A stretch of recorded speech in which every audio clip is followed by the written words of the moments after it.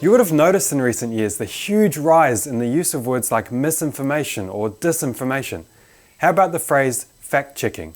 Something can be fact-checked and labelled as false, an opinion that no one is allowed to hold, and then 12 months later it can be accepted as a fact. And while we see this huge push and the necessity to control speech in order for no uncertified opinions or claims to make it out into the public square, we are simultaneously being confronted with statements such as this: there is no such thing as truth, or there's no such thing as absolute truth. How can we engage with the culture today on sensitive and emotionally charged topics such as transgenderism and abortion if something as fundamental as truth is in question?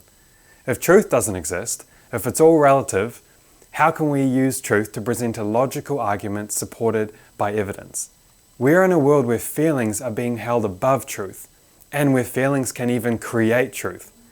And so in order to navigate this landscape and survive long enough to have a chance to talk about incredibly contentious issues, we might find ourselves having to defend the very notion of truth itself. However, the good news is that these statements that question the existence of truth are very easy to refute, and that's because they're self-defeating claims. A self-defeating claim goes like this: I don't speak a word of English. You'd say, well, you just did. That's a self-defeating claim. Here's another one: my brother is an only child. Or, my parents had no children that lived. The statement itself proves that what I'm saying is false because of the law of non-contradiction. And in the same way, statements such as there is no such thing as truth are self-defeating. This becomes obvious to everyone involved when you respond to someone who has just told you that there's no such thing as truth by simply asking them, is that true?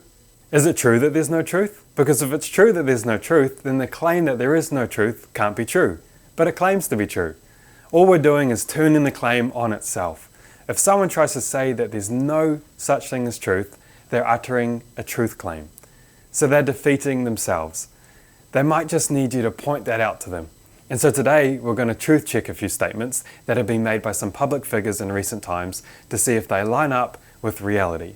Here's a rather ridiculous one from Democrat politician Stacey Abrams, who is running for governor in the state of Georgia.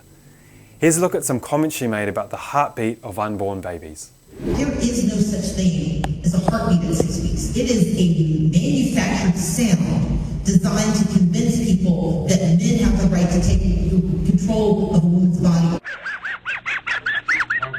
You heard that right. According to Stacey Abrams, the sound that is detected during a scan at 6 weeks is a global conspiracy. A conspiracy in which men have managed to create ultrasound machines with the purpose of tricking the world into believing that there is a heartbeat within weeks of a pregnancy. And if men can convince the world that there is a beating heart, they might be able to convince people that the beating heart is a human and should have the right to live. And once they have done that, they can achieve their ultimate goal of controlling a woman's body by advocating that there are in fact two bodies involved in a pregnancy. This is why truth matters, because someone like Stacey Abrams, who's not only running for government leadership in America, but also has worldwide social and political influence, she's able to spread these lies to the world. Here's what Dr. Nicole Sapphire had to say in response to Abrams' conspiratorial statements. Unfortunately, people are going to believe what she has to say, but I'm going to just deliver the truth and point out her law is a complete lie. So at about 3 weeks after gestation or after conception, the cells of the heart, the myocardium, starts to rhythmically contract. So really, the heart starts beating at 3 weeks. Yes, you can start seeing the heartbeat 5 to 6 weeks after conception on the ultrasound, but that's only because it's so small and because of all the other structures are in the way with the pelvis. But that heart is contracting very easy. Early on, it is not a conspiracy. It is not anything to do with what she's talking about. And I think that she needs to be held accountable for the lies that are coming out of her mouth. And here's what the Mayo Clinic has to say on this issue. A baby's cardiovascular system begins developing 5 weeks into pregnancy, or 3 weeks after conception. The heart starts to beat shortly afterward. So Abrams' claims of a manufactured heartbeat at 6 weeks being a result of an oppressive patriarchal conspiracy fails our truth test.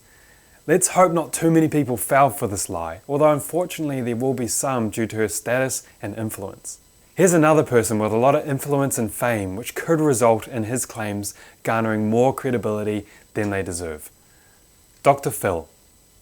Recently, his show hosted a debate on the topic of abortion, and a pro-life advocate named Lila Rose did an incredible job of advocating for the right to life that the unborn has.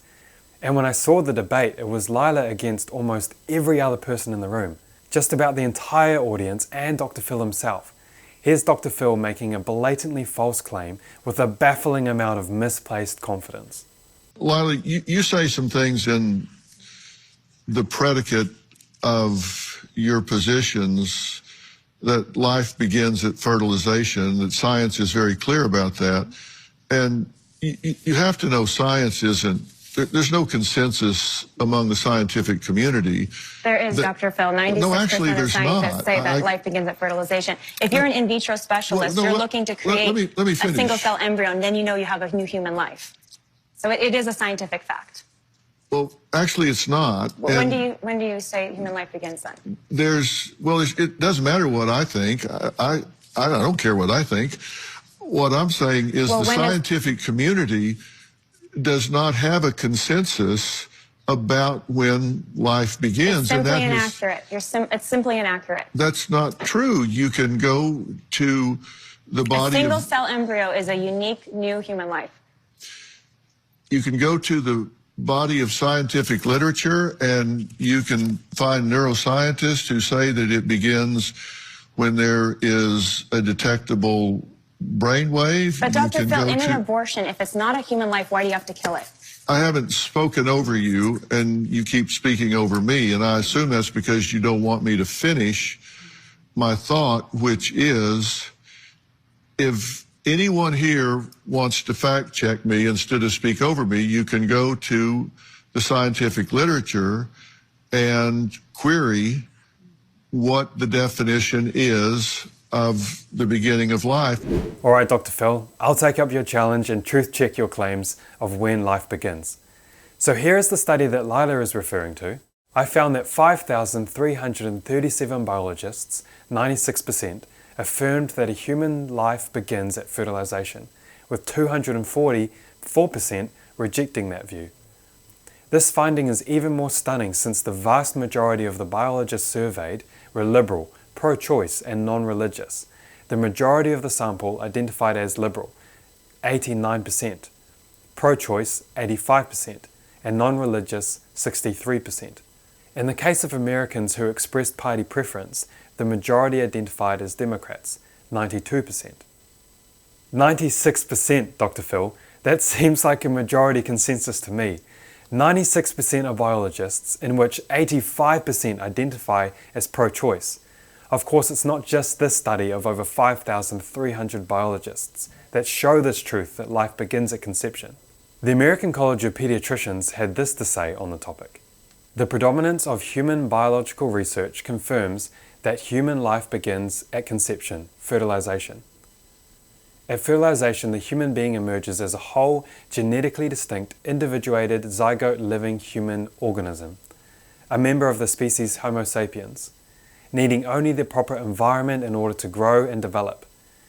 The difference between the individual in its adult stage and its zygote stage is one of form, not nature. This statement focuses on the scientific evidence of when an individual human life begins. Here's another couple quotes from Princeton EDU. And there are countless others, all stating the biologically proven fact that human life begins at conception. And so Dr. Phil also fails our truth test with his claim that the scientific community don't have a consensus on when life begins. Truth exists, and it matters.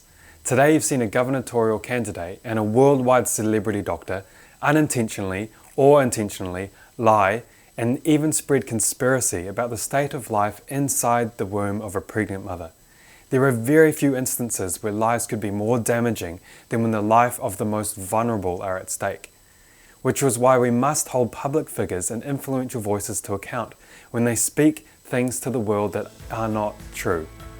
I encourage you to hold fast to the existence of truth and use it to expose the damaging lies in our world today.